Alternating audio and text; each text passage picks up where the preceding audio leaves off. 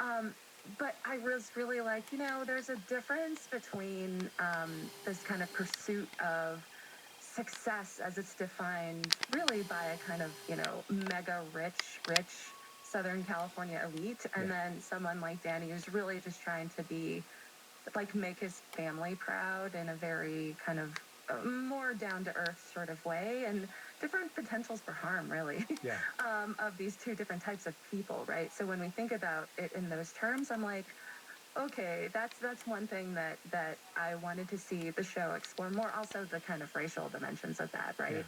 Like if you're a contractor, you're dealing with a different type of like different populations. This really brings Danny more into the world of like black and brown LA, to be Yes. honest. Of course. And that's the show really misses an opportunity to explore that a bit, or I don't know, it kind of fades out, which I thought was yeah, maybe, yeah, a missed opportunity. And so, yeah, I agree. I think it sort of sticks to its lane, and in doing so, it avoids maybe some harder conversations that it could have had. Before we go any further, we do need to mention what I think is a pretty troubling story surrounding Beef.